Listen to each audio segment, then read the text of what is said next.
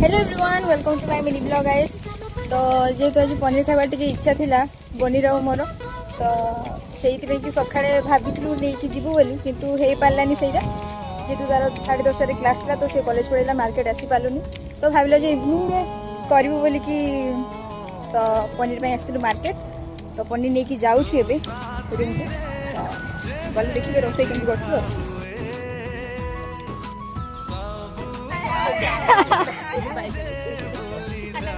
room में पहुंच गए तब ड्रेस चेंज कर सारा